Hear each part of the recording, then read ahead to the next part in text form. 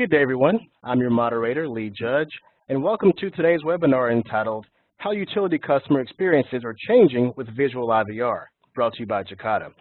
As a note, to honor the privacy of our attendees, only your name will appear in the attendee window. Our presenters today are Martin Hill-Wilson, founder of Brainfood Consulting, David Everett, Executive Director of UK Sales and Strategic Alliances, EMEA at Jacada, and Chris Patefield, Pre-Sales Consultant at Jacada. Today, we will share industry insights into the challenges within the public utility sector in providing a digital customer experience. We will discuss how products such as Jacada Visual IVR assist in driving digital adoption and improving customer experience across all channels. Following the presentation, there will be a question and answer session, so please feel free to type your questions into the Q&A window at any time during the event. Again, to honor the privacy of our attendees, only your name will appear in the attendee window. So let's begin. We'll start with the conversation with Martin Hill-Wilson. The presentation's all yours, Martin. Thank you very much, Lee, and hello, everyone. Welcome to this particular webinar. I want to concentrate on painting a bit of a sort of larger picture, really, and talking about probably something that matters to all of us, regardless of the sector we're in, which is how to improve our contact experience with customers in today's world. I don't think it's any surprise to any of us that things have changed. And I think if we look into the utility space right now here in the UK, I think there's a number of standout trends and issues that everyone is very conscious of. The cost to serve, again, is still weighted towards live intervention, which is obviously the most expensive way of doing it. The issue of the efforts that the customer has to make in order to get things resolved in terms of contacting customer service. And the third and probably most interesting thing about the sector, of course, is the way that it's changed, in a really pretty rapid period of time, and the level of competition. And there's probably also an unsaid barrier between old school, traditional legacy vendors and also some of the new plays here. And so kind of within that particular context, looking at what digital customer service looks like and how important that becomes is a key point of consideration for everyone. Now, I think it's been fair to say that a lot of people, when they first got involved with digital, saw it as an opportunity to try to initially reduce cost to serve. Not a bad objective. The trouble is, of course, is that the customers aren't necessarily going to comply with that intent.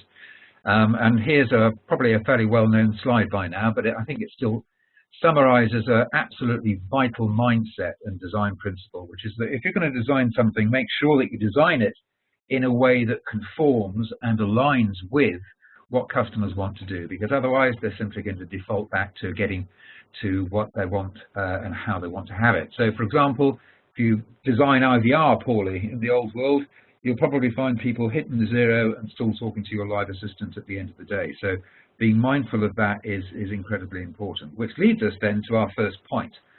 And that is, if you're thinking about trying to engage with customers in a multi-channel, omni-channel context in today's world, here's one way of thinking about it. The design intent is that you're going to deliver an engagement experience that is going to work in any given customer situation. Now, that's easier said than done. In reality, we often find that different people own different channels. Voice is owned by somebody, text or digital is owned by somebody else. There's often a divide between those two worlds of digital and voice.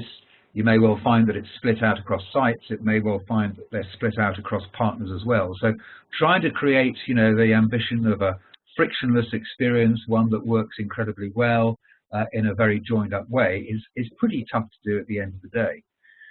And what we find is the gap. There's a great saying, by the way, as far as customer experience is concerned, which is that what appears as only a crack from the organization's perspective can be experienced as a crevasse as far as the customer is concerned. And here's just one little crevasse example, which is that online hasn't really thought itself through entirely in terms of the level of support provided. In fact, interestingly, I was reading quite recently that a lot of online customers are now uncomfortable with the lack of human assistance that you can find in a face-to-face environment, and they want that. And one of the reasons that you're seeing this statistic on the page here is because they still require human intervention in one way or the other. and they're going to come back into your contact center as a result of that.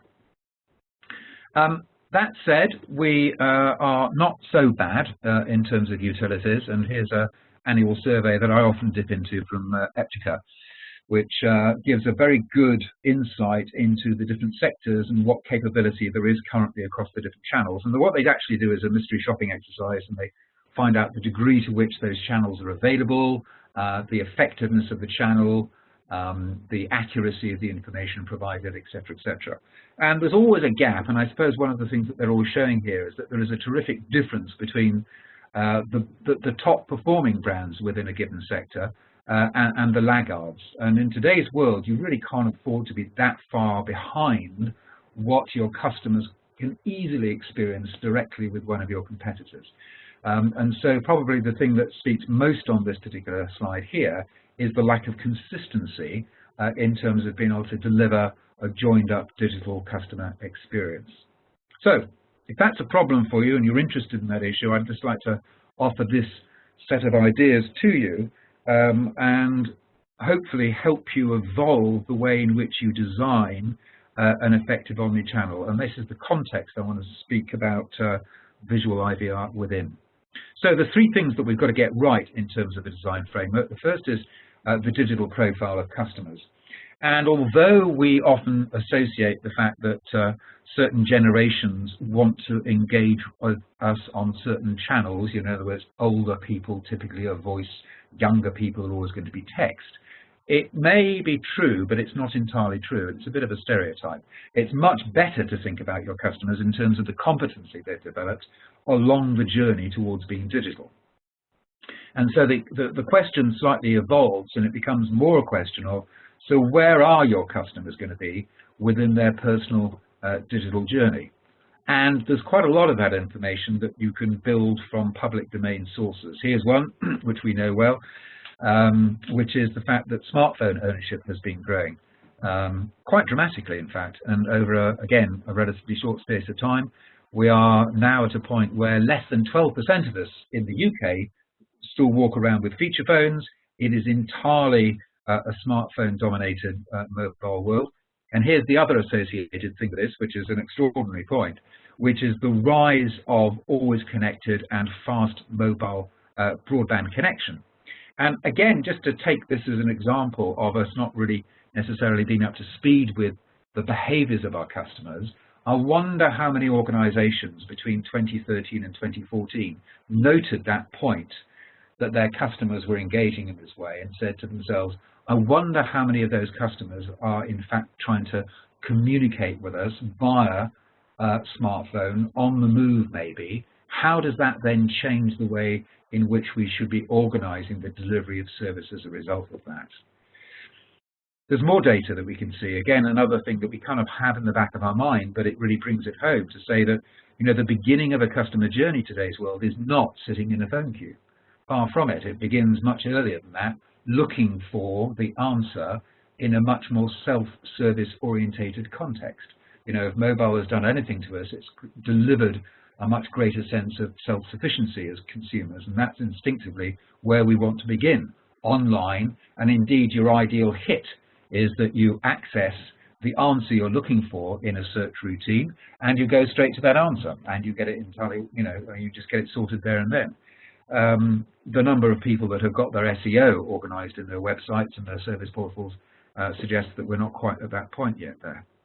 Here's another one, which is interesting, which is all to do, again, with the fact that we choose to use different devices within a journey. So probably the most popular ones are the daytime on the move. We're probably using our smartphone, makes a lot of sense.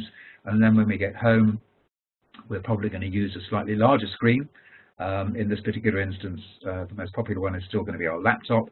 And so are you aware of the fact that people will have changed devices, again, across that digital journey? So the point is that if we know that, and we can add our own probably CRM-based insight into that as well, then we can start to segment our customers and group them. Probably a simple grouping is something like conservatives through to progressives. And it starts to then inform us about how we should be investing in new ways of engaging with customers. For example, are we at a point yet where customers would be open to a mobile service app? In fact, given the speed at which things are changing, the maybe even more relevant question to ask nowadays is how many of our customers are actually using messaging platforms? Because indeed, there is an argument that the app market is beginning to slow down, and in fact, increasingly what we're now beginning to do is to engage on messaging platforms, because that's where the customers are in today's world. You might ask yourself, is it time for us to be engaging more on social?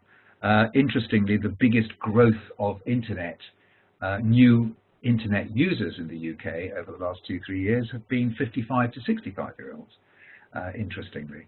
So again, that might be a marketplace and a new way in which you can connect with those people. Are we with a group of customers with enough of that broadband that we should be considering self-service delivered through visual means, such as videos, for example? That's a very, very powerful way of going. So building your digital profile allows you to start to make these kind of judgment calls. Second thing is looking at journeys, and there's just a number of principles here which are pretty obvious. I think when I talk to most people within the contact center space, they're of course aware of journey mapping. I think that most organizations have begun that. Whether or not that has actually cascaded down yet to the contact center is another question. Of course, the contact center is a vital touch point within a much larger journey. And whether or not those journeys are of practical value to day-to-day management in contact centers, again, is another question, and probably not so many people feel that that's the case yet. But the principles behind that are absolutely vital for us. And the first one being is that we think about the journey from the perspective of the customer, not the perspective of what we're trying to achieve in terms of our workflow and our processes. And also don't think in terms of channels, think, oh gosh, I wonder if they would want to talk to us over chat.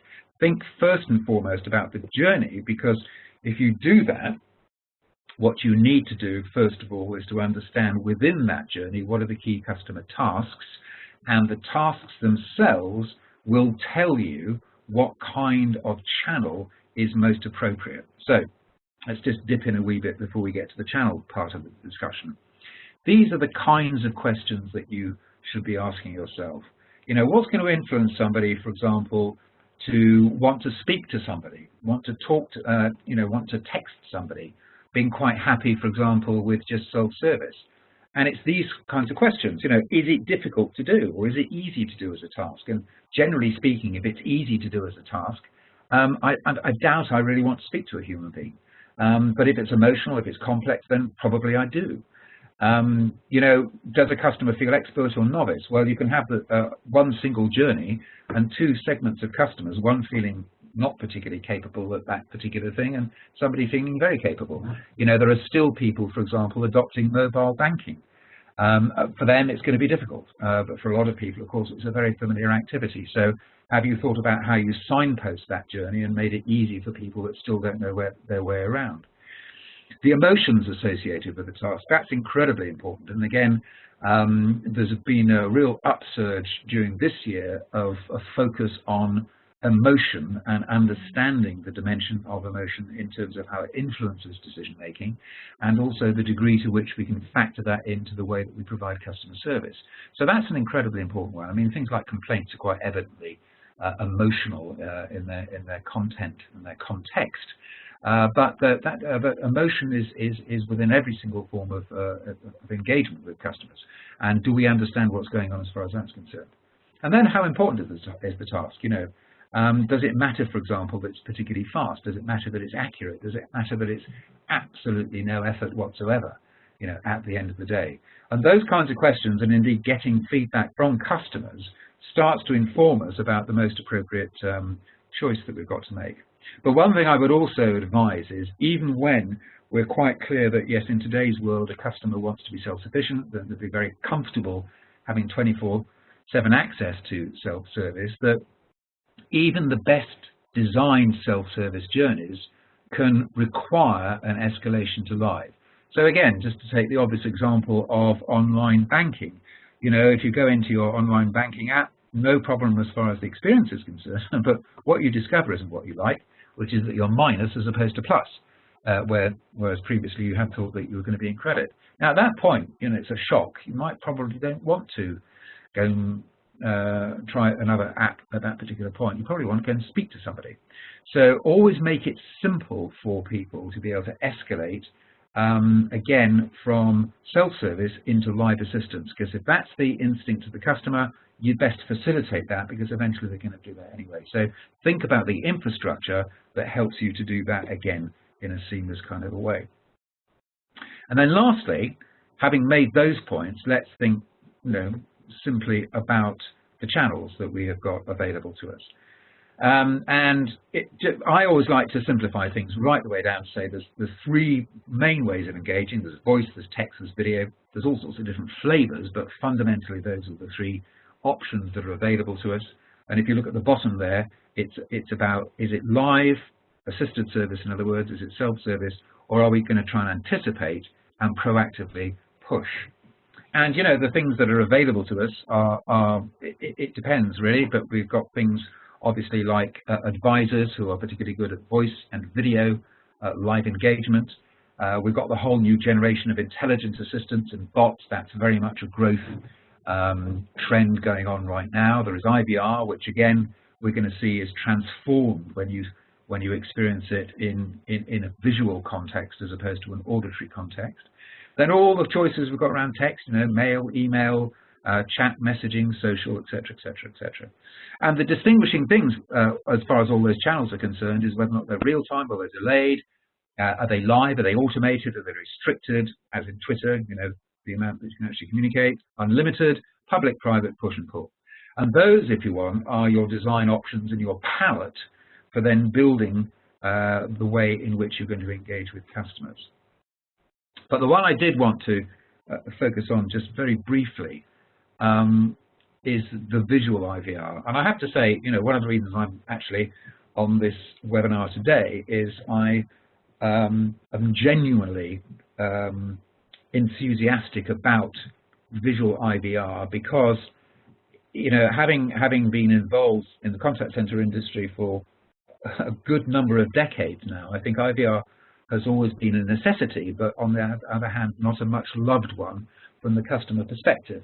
And I think one of the root problems that we've had is it's very difficult to design great auditory IVR that satisfies customers, because let's face it, we're trying to get them to hear quite a complicated set of options. It's difficult necessarily to remember them all. It's difficult to navigate up and down those options. And a lot of frustration comes through as a result of that. Now, what's interesting is if you actually put it into a visual context onto a mobile phone, which we were saying earlier on, is typically going to be what customers are going to do. Let's just move through to this next slide here. The experience is transformed, which is just a wonderful thing. And if you see on the thing on the left-hand side there, you can, instead of hearing the options, you can see the options. And of course, that's absolutely playing to what we do on our smartphones, the ability to tap and touch and scroll and go down a menu and up a menu to our heart's content. And that's a much, much, much, much simpler way of doing that. So if you look at that and the fact that it works so well on a smartphone context, you can suddenly choose your service and get much more granular in terms of deciding what matters, what you want to engage with. And of course, the business can see that as well. So the advisors, who may well be required at a later point in the journey to communicate, will already be much more informed about your intent as a customer as a result of being able to see what they're doing on the screen there. You can choose your channel, which again is just an excellent option to be able to build in for customers. Sometimes you can make that really quite sophisticated, on a busy period where, let's say, there is a queue. You might well be able to inform people about the wait times in each of the separate channels. You might be able to proactively smooth that out by suggesting other channels. And of course, it just offers choice as far as the customer is concerned. And sometimes you might even choose your time. It might well be that the option that appeals most is to say, well, it's not urgent, it doesn't need dealing with, and I don't want to make the effort again of contacting. But on the other hand, it doesn't have to happen until this afternoon or something, in which case I'm quite comfortable with somebody phoning me back at that particular point. So the net result is that visual IVR allows a much more intuitive way of engaging with options that doesn't frustrate the customer. It's much greater choice in terms of the initial workflow, and indeed, and I think this is absolutely critical, it's absolutely fantastic at facilitating more self-service as a result of that, and also, if necessary, if needs be, allowing a seamless transfer into a live environment at the end of the day. So I think it's one of those infrastructure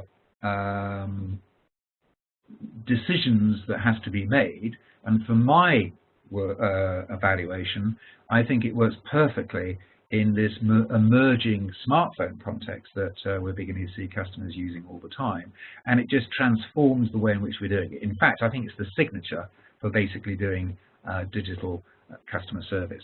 So anyway, let me just summarize my section before I pass over and let the other guys dig into the Visual IVR a little bit more.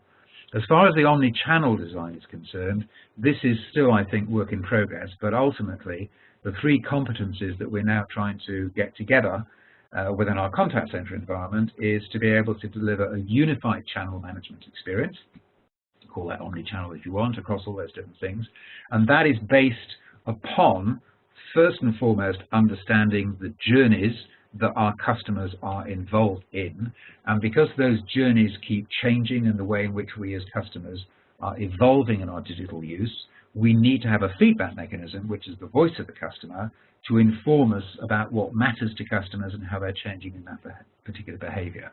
And the key thing right now is to concentrate on that issue of consistency across those channels, so that the customer experiences it as being pretty much seamless. And I might add, by the way, one of the interesting things about smartphone engagement is that we pretty much expect omni-channel to work seamlessly in a smartphone context, and the ability to move between voice, video, and text, there's a much greater assumption that that works in a very seamless kind of a way. So I hope that has been useful, and if you, by the way, do succeed in doing that, what you will have managed to do is something very important, which is to transform the engagement mix. And here, looking at the screen, is a typical mix at the moment, mainly live, as you can see, assisted service, probably just under 3/4, some self-service and some proactive. And again, by the way, I'd advise you to maybe sit down with your colleagues, you know, taking the slides from today's presentation, and have a think about this and say, what does our mix look like at the moment? And by the way, if we did it in a new way, what could it look like? Because if you move between those two pictures, that is a transformed way of delivering customer service. There's cost associations with that. There is a win-win for the business, there's a win-win for customers there as well, and that's the world in which we're beginning to move into.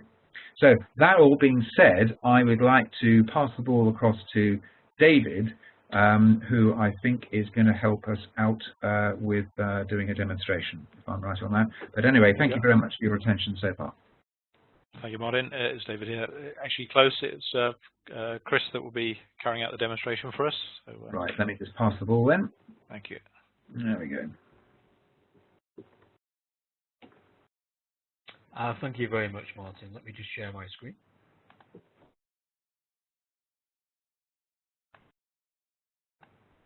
Okay, I hope everyone can see my screen now. So my name is Chris Payfield. I'm pre-sales technical consultant for Jacada. And what you see on screen at the moment is a Visual IVR. Okay, so what I've done as a customer, I've dialed the standard IVR, and I've been presented with an option to try Visual IVR. Okay, so try our new great way to interact with customers and get you through to an agent as soon as possible. Okay, so I've now picked, you know, to opt into that, and I've received either a text message or a push message. If I've got the mobile app installed, then I will get a push message. If I don't, I will get a text message. In this scenario, I got a text message, I open the text message, and now I've got Visual IVR. Okay, so what I'm going to do is I'm going to show you a few things in here. So one of the standard use cases of Visual IVR for utilities is to take a meeting. To ensure the privacy of your information, please sign in using one of these secure options. Okay, so I've actually got a call ongoing and Visual IVR simultaneously. We call that the hybrid model. You don't have to do that as a customer, what you can do is you can hang up the call and reconnect the call later. But we just want to emphasize that you've got an ongoing interaction between the IVR and Visual IVR in real time. Notice it's asking me for sign-in options. So one of the difficulties of self-service at the moment in the industry is that it's often an email and password that is required to authenticate. Okay, that can be difficult because people tend to forget the accounts that they registered on, or they forget their password. If you've sent a message to that customer via a text or indeed via a push message, you may have already authenticated them to a certain degree. So what I can do now is I can press secret question, and I can put the name of my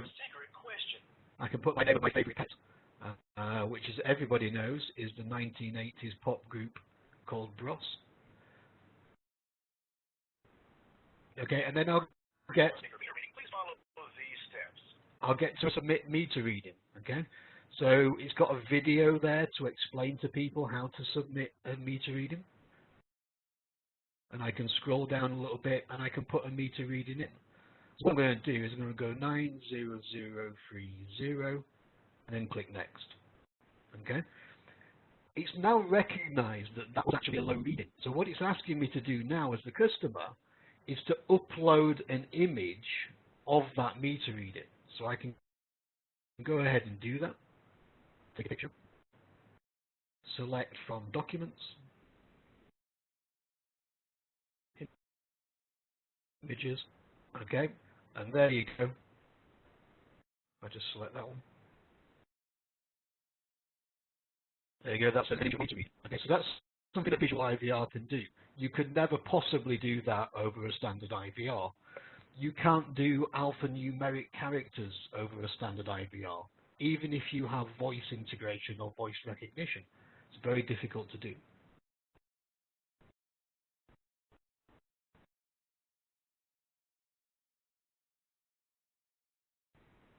Okay, look what it's done now. It knows how long it's going to speak to different people. Okay, so I could wait on hold for 4 minutes. Okay, I could do a call me back, which would also be around 4 minutes, or I can do a chat. Let's say I want to wait on hold, so I'm going to wait on hold. While you're waiting, here are some options you might find helpful. Okay, so while I'm waiting, why not try and do more self-service while the customer's waiting on hold to speak to an agent? So, you know, maybe the customer wants to look at energy saving tips, for instance. Okay, and now there's a video about energy saving tips, all while they're waiting to speak to an agent. Okay, and I'll continue on, and this will actually now route the call over to David, who's also on this call, so I should just hang that up, okay? And we'll continue with the demo. Okay, now, if we just do this over here, let's minimize it. Okay, so we are now in the call center. Okay, so we're on a call with the customer. Now, the agent in the call center now sees everything that the agent has been, the customer has been doing on Visual IVR. Okay, so these are just the answers to the questions, but you can also go to the IVR flow, okay, and come down here, and it will actually show you the exact page, which was launched by the customer on Visual IVR, okay, and then you also have the option as well to engage. So if I press this button here, which is the engage option, okay, I can have a real-time conversation with the customer, okay, and send documents backwards and forwards between the agent in the call center and the customer.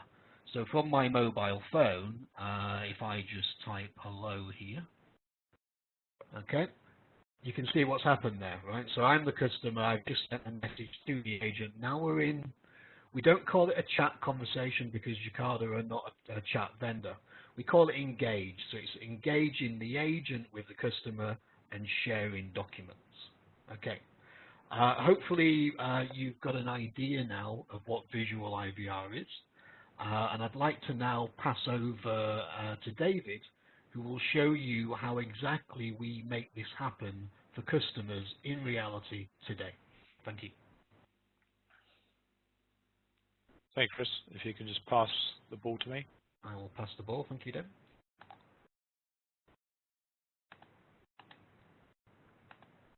You have the ball. Thank you. From what Martin was saying earlier on, Martin, as we said, just to really talk through this together, so you're seeing it from an advisory point of view out in the marketplace and your experience, and obviously we work closely together, and I really appreciate the comments you made as to why you've offered to come on the call today, because you do believe in what the capability of this solution for utility and other vertical markets. So as we were saying, bill explanation is probably, from our point of view, with the customers that we're working with here, one of the biggest call drivers. So when we talk to organizations, start with what are the real pain points within the organization, what's driving those calls into the contact centers, as Martin was saying, with the uptake of mobile adoption and that change, but calls are still coming through, notwithstanding the different self-serve options that you are putting in place. One of the things that we're seeing, just to give you an example, where Visual IVR is seen by a number of the companies we're dealing with, is potentially a front end to their chat capability. Now, not every organization has a chat service in place, but it's probably one of the most well-adopted assisted self-serve capabilities that we see in the market and our customers are using. But what we've found in say a number of the organizations that we deal with here that are going through the process of taking this to live during 2017 and beyond is where they're using Visual IVR with the power of what Martin has talked through, and from the brief, but hopefully demonstration that really brought out the main points that Chris just showed. What they're seeing is that Visual IVR can provide that front-end capability. It's intuitive, it's visual, your ability to scan down. And if you're still unable to self-serve through that method, to have one further step before speaking with the live agent, obviously the most costly part of your contact journey within your organization to speak to an agent. That's seen as very popular, and definitely we're seeing where that capability of Visual IVR complements chat and other self-serve capabilities. So down the left-hand side, just to summarize a couple of the other areas, so bill explanation, probably one of the biggest call drivers. Change to account information is another significant call driver. Promotion inquiries, just a different way of looking at how you're able to interface with customers that are calling through. As you saw while Chris was waiting on hold, your telephony IVR systems know how long the call wait will be. To actually provide them with information, the system will know that maybe they're up for tariff renewal in 3 months' time. There's particular promotions that you want to put around that. All of that's available and offered to be delivered whilst they're waiting. So it's value to the customer. It's certainly value to yourselves if they take up those options, and it's lost time effectively while they're just waiting to actually speak to an agent. So there's some of the main other areas that we see. So in summary, from our point of view, hopefully what you appreciate is we've made this a very informative from an independent point of view as to the market and where Visual IVR sits within that. What I wanted to summarize in this final chart here is, what really speaks for Jacada Visual IVR and its benefits and why it might be appropriate for your organization is our track record, the track record that we have with our customers. We're looking across these 5 principal areas. They tend to be the 5 that come to the fore in all of our conversations. Just step into each of these. So ultimately, if your customer makes contact with an agent or an advisor, however you describe them within your business, what we're seeing typically, and say these are our customer figures, is that between a sort of 1 to 4 minute AHT time saving from customer point of view and reduction in serving that customer. Depending on the size of your organization, utilities in the UK, sizable organisations, many agents, you would know yourselves what a 1-minute AHT reduction would mean to you in terms of cost savings, and balance that with the increased customer experience that your customers have. So that's always, front and center of our conversations, is the ability to provide much more contextual information to the agent. You can see the journey that the customer's been on before they actually engage in a conversation, hence driving down that AHT. What we also see is a dramatic increase in the call deflection rate. Again, this is aggregated across many of our customers, not only here, but internationally as well. Again, I'll make the point, if you think about it yourselves, what a 1 or 2% increase in call deflection would mean to you in bottom line savings and benefits through to your customer. Chris talked about the 2 principal options. You don't have to have an app installed to use Visual IVR. If you do, it's a push message for a very seamless experience to go to a Visual IVR flow. But if you don't have, as a customer, you don't have your supplier's app installed, the ability via a text message to quickly opt into that. What we're seeing is that from day one, typically, is that there is a 50% uptake of that self-serve option. Typically the message is, if you'd like to connect with us visually, please press 1 to experience that. And say we're seeing 50% plus of that take-up of self-service option. All of it ultimately balanced out to what is the effect on the customer, how they perceive your service, they perceive it as improved. Very dramatic figures, say right across all different industries, not only utilities, in the satisfaction rate, almost 100%. It's still by no means mainstream today, so it's seen as quite novel. It's not early adopter stage. We're way beyond that. It's probably two years at least beyond that stage. So customer satisfaction rate very, very high. Ultimately, looking at yourselves as businesses serving your customers, the ROI is extremely strong based on these other 4 components here plus others. The ROI is very strong, and that's balanced in 2 ways. Typically what we see in deployment, and these are for pretty sophisticated implementations with a number of use cases, they're still sitting within the sort of 4 to 6 months. That's certainly what we have here, borne out by other implementations internationally as well. So 4 to 6 months implementation time, and the ROI sits, again, typically based on our customer numbers, around the 6 months point of view. So well within, obviously, the 1-year ROI typically looked at. So 6 months, very quick deployment through to the market, substantial effect out to the customers and internally in your own business. So with that, I'd like to hand back to Lee for Q&A session. Okay, thank you, Martin, David, and Chris, for your valuable insights on how Visual IVR assists in driving digital adoption and improving customer experience across all channels. Due to the high participation in the webinar, we're going to answer as many questions as possible from the Q&A window, and the remaining we'll answer to you directly or individually after the event. So the first question that's come up here, and whoever wants to jump up and answer, it was fine. The question is, what differentiates Visual IVR from other self-service options available in the market today? I'll pick up on that first, Lee. So it's David here.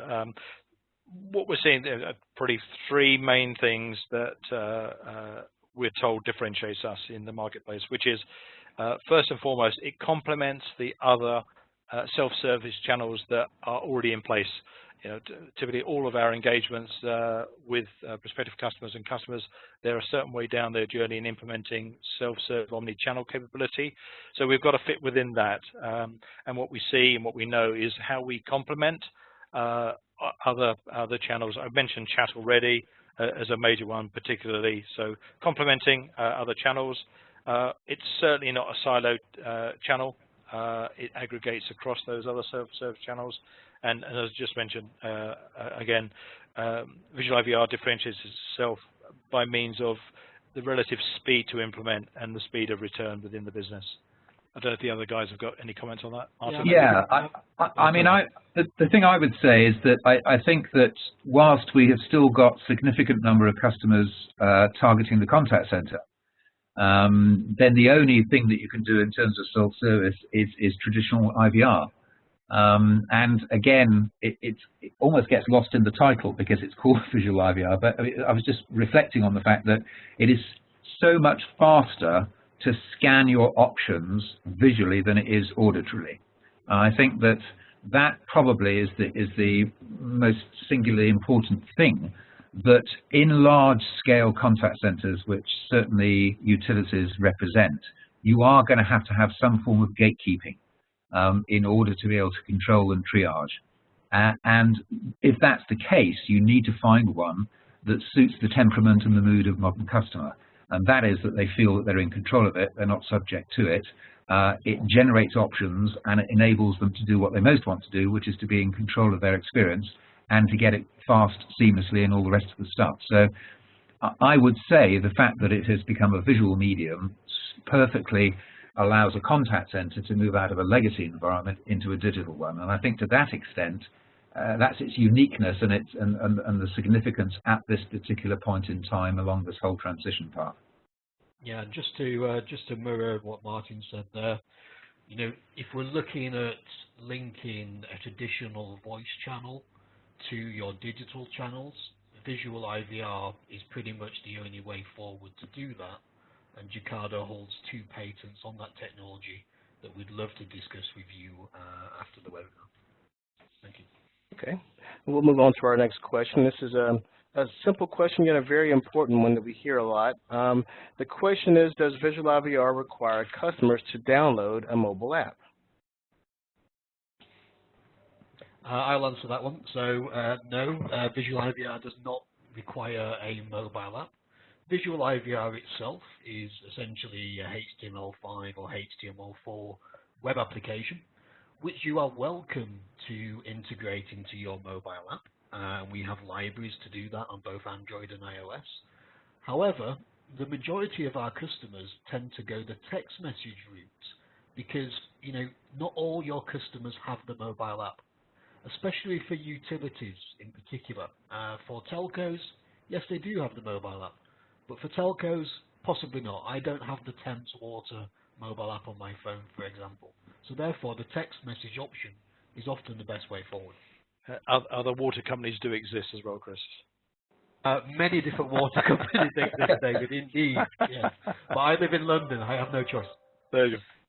That actually feeds into our next question. I think Chris kind of answered it, but I want to hear, I'd love to hear Martin's take on that, of, you know, how the fact that a mobile app isn't needed, how is that particularly useful to the utility industry? Well, I still think it acts as a concierge and a gateway to a service portal, because that's the other thing that I know everybody else has been doing. You know, if you're going to try to get yourself up and running with self-service, the first instinct is to do it on your website, to try and consolidate that into a support page. Sometimes that's also a portal, particularly if there's private information. I think one of the interesting things about utilities, telcos, for example, is billing is always pretty much the #1 volume issue that goes on. And if that is personal and private information, then often you've got a service portal there as well. So it's important, I think, to re-emphasize what the other guys were saying here. This is a technology that will stretch across any particular device or generation of device, and I think that's most significant. So you can have a common interface, whether or not we're going to be trending towards mobile, or people are still happy to be operating on a desktop. The value of it is as applicable to a traditional desktop service portal as it is to trying to experience it on a smartphone. Okay. Martin, you mentioned self-service, so this next question may go to you and David as well. The question says, how do I eliminate customer suspicion to self-service and actually get more people to opt into self-service sessions? I think the thing, going back to my design principles, are this. You've got to design from the perspective that the experience you're going to deliver customers is better than the one they're familiar with. It's pretty difficult to get somebody to change a habit if they've got equivalent benefit or if they've got diminished benefit. You've really got to do something that makes the whole thing easier, smarter, something that's, you know, compelling and whatever. Now, the fact of the matter is, if you talk to most people about their contact center live experience, their problems are to do with the queuing experience, their problems are to do with being transferred, not finding somebody that can answer the questions, and all those typical things that haven't really changed for 25 years. So the need for self-service is implicit in that kind of feedback and that kind of criticism. The issue, though, is to do with the user experience of self-service. And there's a whole combination of things. We don't design it very well to be intuitive. We don't signpost it very well. The information that we provide in self-service isn't relevant. The discoverability is low. All of those are factors. But if you step back again, all of us are pretty familiar with the search box that Google has provided. That really does stretch across generations. And if you think about it, that is the ultimate form of self-service, you know, the ability to go and discover. So it's not a strange thing. It's an embedded behavior in all of us as far as that's concerned. I would suggest that the issue is not to do with, I don't want to do self-service. It's that people have got pretty lousy experiences of doing self-service. So that's a design issue which can be improved on. Lee, I know we're right at the top of the. Let me just add one last bit, if I've got 15 seconds on this one. Just an example of one of our customers. So I think to your point about the suspicion, or to the questioner's comment about suspicion, is that yes, self-service channels are available, but don't continually push customers, consumers to yet another self-serve channel if what they want to do is actually talk to somebody. Absolutely. Yeah, and one example we've got is a very large credit company, not in the UK, but internationally. They have a very well adopted app. And what they've done is front-ended that with Visual IVR.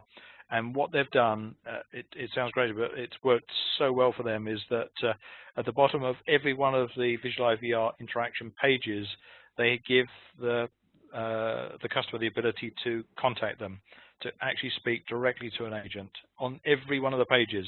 And what that's done is dramatically reduced calls, and customer satisfaction has gone dramatically upwards.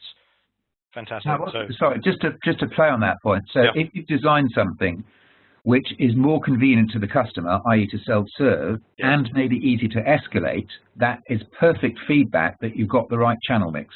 Absolutely. Absolutely, Martin. Okay. Well, to respect the time of our attendees, we appreciate them attending. We're going to wrap up with one final and perhaps more broad question to end today's webinar. And that question is, what are the main factors to focus on when looking to improve the customer's contact experience? Martin, do you want to start with that? Well, I'll go back to what I said to you earlier on, which is outside in. That's the beginning and the end of it, as far as I'm concerned. I think this is the beginning of the journey for the vast majority of people. You know, we've built organizations and processes to suit our priorities, not the customer.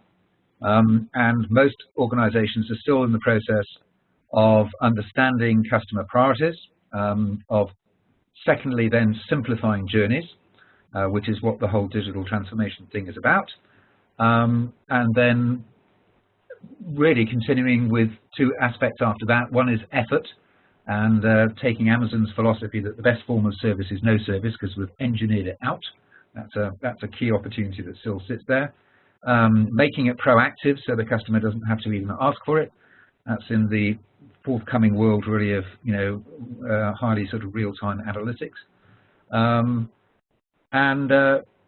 And making it something that the customers actually enjoy doing. I mean, the other side of this is that engaging with companies when they do it well is a cause for celebrating it, being an advocate, telling other people, and doing more business. So there's a whole journey that you've got to go on as far as that's concerned, but it begins with the realization that the priority is the customer's perspective, not the way that we've currently built it.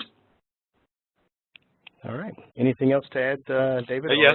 Say always from Jacada, trying to add value. So you asked for two things. If I give you three, so it's the classic 3 C's from our point of view: is ensure consistency across the channels, continuity, and offering choice, so that they can choose the channel that best suits them for that point of contact. Excellent. Well, this concludes our webinar today, entitled "How Utility Customer Experiences Are Changing with with Visual IVR. Thank you again to Martin Hill-Wilson, founder of Brainfood Consulting, and at Jacada, David Everett and Chris Patefield. If there are any other questions that we were unable to answer during today's session, we will respond to you directly after the event. We hope that you have gained valuable insight into how utility customers' experiences are changing with Visual IVR and how easily you can utilize it to enhance your organization's customer service. A replay of the event will be available soon on Jacada.com, along with a download link to the presentation. Thank you again for attending today. Please visit us again at Jacada.com and have a wonderful day.